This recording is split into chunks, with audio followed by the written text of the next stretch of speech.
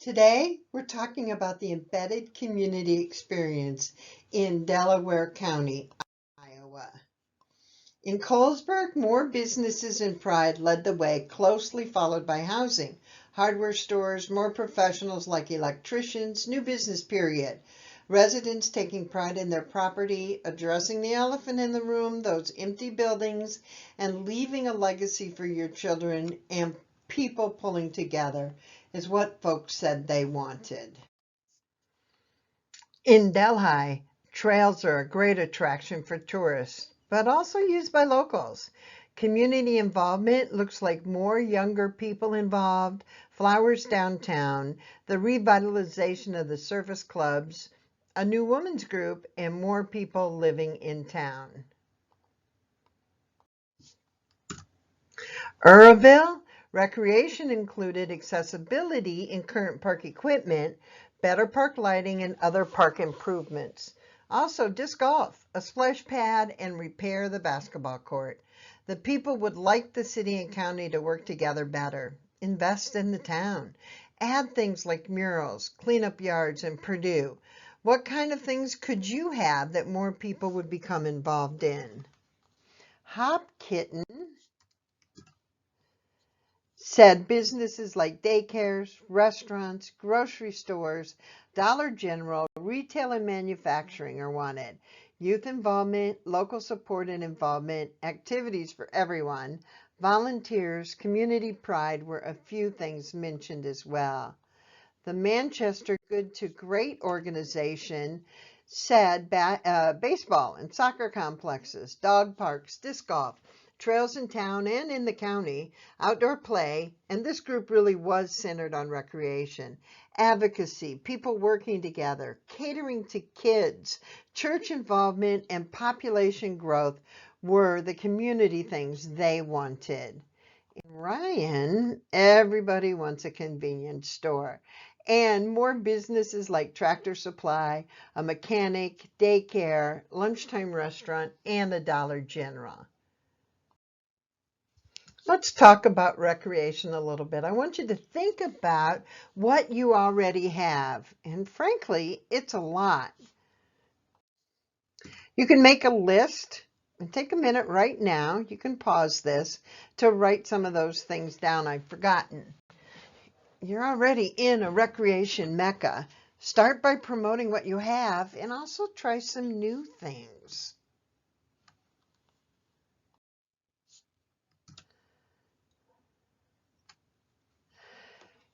More trails, more trails. And please write those down and share them everywhere, online and in print. So who's really in charge here? Well, all of you, everyone. I think most of you already know what you can do on your own and when you need help from others, even when you have to run things by the powers that be. Gnome home ideas. Who's going to care if you pulled weeds and mowed the grass here? Well, no one. Removing the stumps is going to happen, but not right away. The city has to save the money to shore up that land. Meanwhile, why not build temporary works of art and put gnome homes there? This is one of the most famous trails in Iowa, the High Trestle Trail over by Madrid. Now, your trails don't have anything this high up, but you do have scenery, you can connect, and you can use art and signage. So what's a good way to start? Well, get out the mountain bikes and ride where the trails might connect. Gravel, old rails, through farms. You could have a race to raise funds. And there are people that like to ride the trails even in the winter time. This is in the United Kingdom, and I'm not recommending you do this, but I do recommend you put up garbage cans and bag poles in a few spots along the trails already here. Then promote your dog trail. In my town of Webster City, Dollar General wanted to buy one of the town parks, and the council was really thinking about the extra revenue. However, when the town heard about it, they were in an uproar. A couple of hundred people showed up at the city council meeting and expressed their concern and desire not to do it. Now, out of that meeting, one student started a GoFundMe. A group of adults started a place to make donations tax-free. And within a year's time, playground equipment for both kids and adults was bought and installed. Today, this park looks entirely different, and it's being used so much more. Think a little differently about housing. Try a duplex or a triplex. They call that middle housing, and it's really a nice starter home for young people with neighbors. They're doing it in small towns in Oregon. Now, I was in Tingley, Iowa for breakfast one morning with a group of farmers at the table, and they began planning on how they could build a new house right in town on spec in their community. Our housing market's low, but that's not necessarily a bad thing. But what can we do to create more affordable housing? Well, what about a tiny house community? Now, this house is made in York, Nebraska by Champion Home Builders, and it's also movable. Spur, Texas is the first tiny house-friendly town in the U.S. They have 1,000 people in their town. The county's only 2,500 big. Now, over 70 lots have been sold over 2 years. They're wood or metal framing, flush toilets connected to the city utilities, and proper electricity. They've even reinforced the foundation with rebar that goes down to the frost line. In LA, they're building denser and more than one story. They're filling up their spaces. As young families come home to small towns, remote workers are right on their heels, and they bring their jobs with them. Stanford economist Nicholas Bloom said, "We see an incredible 42% of the U.S. labor force now working from home full-time. Another 33% are not working, and the remaining 26%, usually service workers, are working on the business premises." MainStreet.org said, "At the end of the day, the strength of this trend will be determined by how many communities position themselves to leverage this growing interest in rural and small towns." New Haven, Connecticut, they're providing up to $80,000 to attract homeowners. North Platte, Kansas, they're offering $5,000 to remote workers. Now, what will the offices of the future look like? Less people for sure. Perhaps more empty office buildings. Could you convert those into housing units? Maybe. This is 1 million cups in Billings, Montana. Now, it's really kind of interesting to go to these things because every Wednesday morning people get together to listen to a new business or possible new business, and they share what they're doing. Then everybody has a conversation about how to help each other. Now, you could do a countywide 1 million cups. Imagine working together to create more business in the county. Now, it's not that you don't have stores now. You do. However, your people want more stores. Once you find out what your county needs and wants, you want to start looking for entrepreneurs. And you don't want them to essentially buy the brick and mortar at first. Begin with smaller steps. Let's look at some temporary ideas. Now, you've heard that we need lots of money to get a startup going. And I'm going to tell you, no, you don't. Every pop-up you see is almost always funded by the person. In our survey of rural challenges, money wasn't even mentioned as a need. So the WTF is the wrench that fits and is made of titanium and designed by Brad Martin here in Webster City. He has had 11 projects on Kickstarter, all funded, raising over $200,000 to start his business. Now you can go look on Kickstarter, Etsy, ETSY, and Indiegogo. All three of those are crowdsourcing, and you can search locally. Small towns don't have to settle for business as usual, and entrepreneurship is really the best way to support your small town. When local people start their own businesses and prosper, well, they help their town to prosper too. Rural entrepreneurs are exploring these new shapes, new locations, and new ways of doing business. Now, this block-size empty lot used to have a business there. Tionesta, Pennsylvania, population 500, saw the building burn down, and the lot sat empty for 10 years until someone had a great idea. What if they took garden sheds, dressed them up, and put them on this lot? Well, what if? This is what it looks like today. They used inexpensive garden sheds to create this bunch of 11 tiny business spaces. It's a business incubator, really.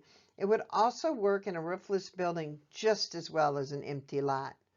Now, Pascagoula, Mississippi had a big old dirty lot in town. After Hurricane Katrina, somebody had a great idea to use the leftover housing from FEMA to build out this anchor square.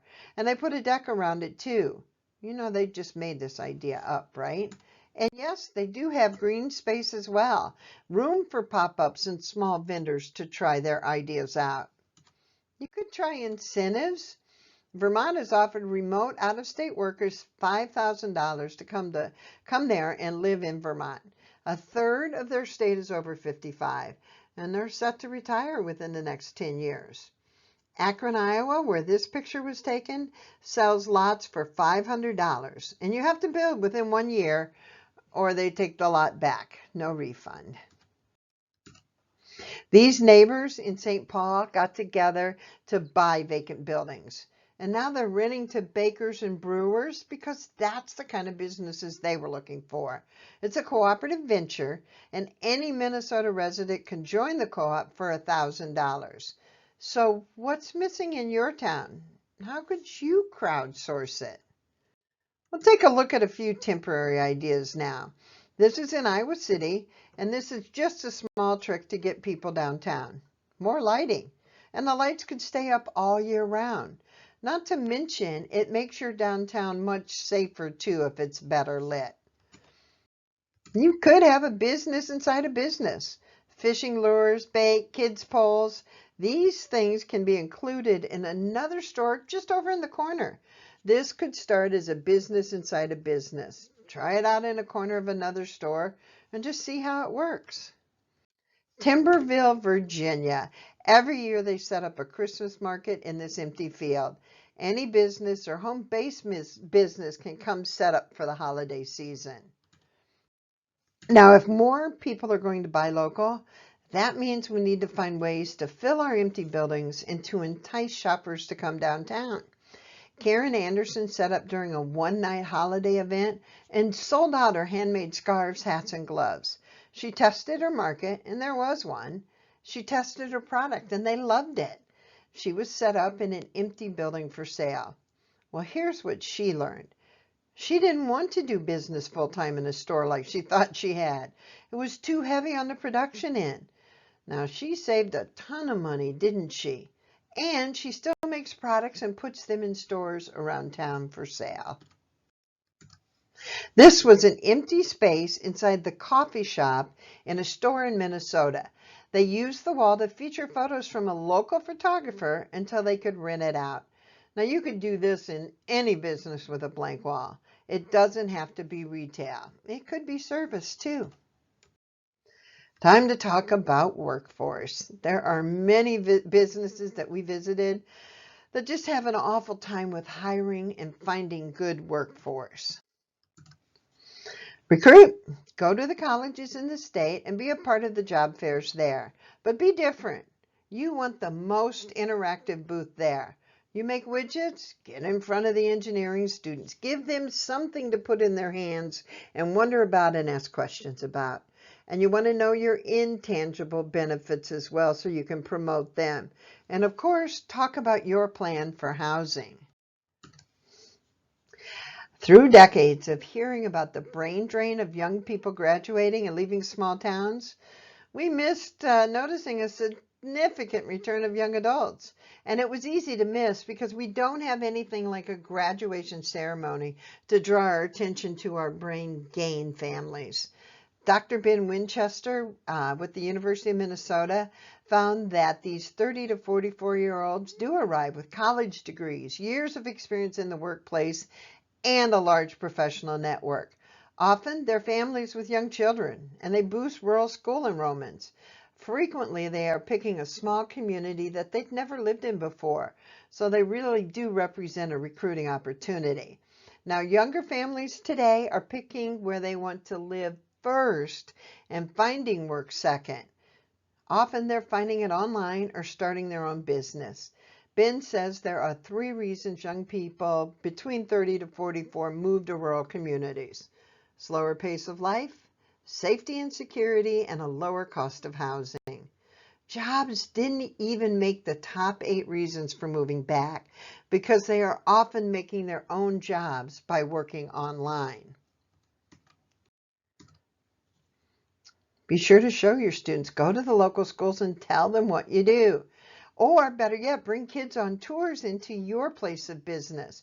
Hire them as paid interns. And please don't make them guess what kind of work you do. Let them see it and do it themselves. You could host a regional job fair. This is in Elkin, North Carolina, and they host a business fair for possible employees, and they do it at night. And it's also for the community to attend to see what kind of businesses are in the area. Just more networking. Just a few more things. Farming is a business. Now, in my day, farmers were able to take care of their families with their work. Things have changed, and it behooves us to showcase this agricultural area. Be proud of your farmers. They are investing in their community and land. We heard that some new folks to the community want to know more about agriculture. Well, how can you help them? It's a thrill for a city girl to ride in a combine. What kind of urban to rural experiences can you provide? And can you monetize it? Give everybody a chance to participate in a real small but meaningful way. Why couldn't your county residents cut out paper snowflakes and put them inside every empty building in town? Now don't stop there. Take a ton of pictures, post them everywhere. Write a press release and send it to every paper in the state. Make it a big deal. And have it be about maybe how many snowflakes you have in your county. Well, that would be more than any other county in Iowa. The top part of this building is empty and needs lots and lots of work. The old windows were boarded up and looked awful. Well, the Community Vitality Director found a program involving students at the University of Iowa, and they created this idea. Large pieces of wood were painted by the citizen volunteers, and they feature important people and things in Webster City. So the artist drew a painting by numbers on each board, and they took them out to the fairgrounds where anybody could go out over the week and help paint. That's small but meaningful. You could create an outdoor museum, and it could be anything. In Nebraska, they've got old cars buried a quarter of the way up, and they stand up tire to tire. They call it car hinge. Well, how about a rusted tractor graveyard? What weather-resistant or happily rusty artifacts would tell the story of your town? You could have an outdoor museum trail in the county. Or ask those who have junk cars in their yard if you could have them. And use Pinterest for the ideas of what to do with those junk cards. What kind of creative things could you make? You could make your empty lot more comfy and home-like. Hold some conversations there. Ask the mayor to show up. Now, this was a temporary art community project, but it makes perfect sense to try for a longer time in a roofless building. This is in Lyons, Nebraska, and it could be a place where the mayor or anyone can set up and invite people to come talk about any topic. Is this possible? No more derelict property? Yes, it is, one building at a time. Now, the DNR had a derelict building grant available to towns under 5,000, and I don't know when they'll offer that again. But they do offer grants each year, and this year is focused on removing asbestos.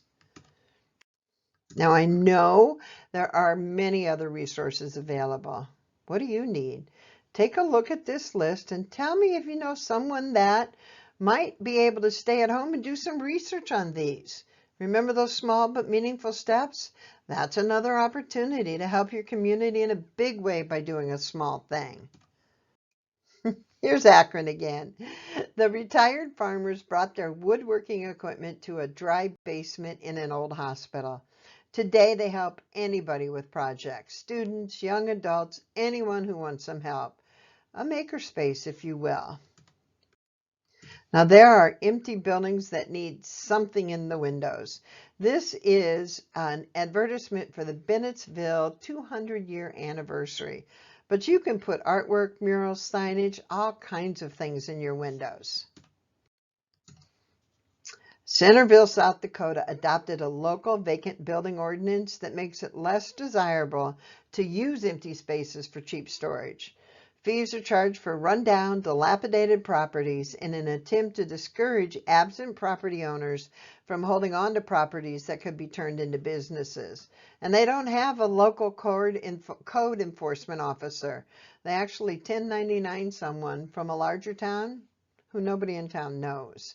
Fayetteville, North Carolina targeted their vacant commercial properties downtown, and they started requiring inspection by the fire department every 6 months. Hollis, Oklahoma, here's an idea. Population 2,060. Looks like a barbershop, but it's not. Even the barber pole wall is just a printed banner hung inside.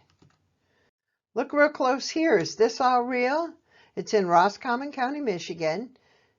And that gray building is not real. It's just the facade that's been propped up. And they have a space for flyers for events and an electronic sign you can get on too. So much better than looking at an empty space there.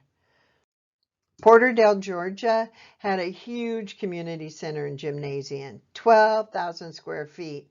For a town with only 1,200 people, that burned out building was a huge eyesore. But here's what it looks like today. They stabilized just the outer brick shell. It's now an event space that has hosted concerts and weddings, food festivals. Truly a transformation. Let's talk about a marketing idea. You might recognize those buildings, but I'm asking you to look at the top of them. Perfect for artwork. That could make a nice welcome to town. Did you know campaigns? Want to be a one-person marketing team? Just visit your local shops, take a picture of something you didn't know they carried, like this sign. Post it on social media and hashtag it, Did You Know, the name of your town. Mr. Mark Short is sponsoring outdoor movies this summer. There will be 4 of them around the county, and it's a great way to bring people together. Enjoy a movie and the kids too. If you're interested in making this happen, just reach out to your city clerk. We're going to talk briefly about mental health because there's no shame. I want to know if you're familiar with what is already available. We'll start there and create the kind of list like this and make it available in lots of places on social media, gas station, offices. Help those that need help. Daycare is at the top of a lot of lists. Pierce County, Nebraska has added these 4 answers to their program, and there's only 7,200 population in the entire county. The number of child care programs listed under the Iowa Child Care Resource and Referral Center dropped 37% between 2014 and 2019. The data states that nearly 50% of the child care centers in the state had closed during the pandemic. She said the total number of licensed child care centers in January 2020 was 1,590. By July of 2020, it had dropped to 820. Stop requiring volunteers to commit to a year-long committee or longer. Oh my. Instead, ask volunteers to step up for a 2-hour shift and you'll get more help. Listen to their ideas and try all the ideas out. And of course, involve students. But don't just make them be responsible for the garbage. What else can they do? You know, community pride, the little things add up. Please stop the negative comments by asking, how can you help change that? and participate in your community. Mow your grass and your neighbors too if they need your help. Please say nice things instead of negative things. Even a smile can make someone's day. Just because you have elected leaders, never forget that you are the city. Don't always expect the city to do the things that you yourself can do. I got the chance to talk to some high school students. A few wanted a place to hang out, like a cafe that they could afford. One wanted a pool. However, the majority wanted to help the community. They wanted to work on making little kids love themselves more. That's right. They wanted to have happy, healthy people. One young man said, "I want more things like this market. It helps bring our citizens closer, and then we can like each other, and then we can do anything we want." Many of the towns said they wanted to work on building pride back into the town. Taking action, helping neighbors, telling others are all great ways of building pride. I encourage you to visit with your students. They have pride in their towns, and we can learn a lot from them. Don't be afraid to think, what if we did this? Encourage others to think that way too. Your attitude about your town matters. What you believe, you see. Please leave the committee of negativity alone. They're not going to help you.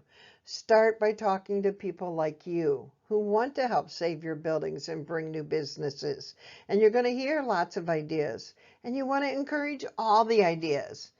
So what if one or two fail? That's just a test of what works and what doesn't. Thank you for listening today. I have a gift for you. It's a 30-minute video on the idea-friendly method. If you go to saveyour.town/gift, just like it shows there, you'll be able to download that video for free. Have a great day, Delaware County.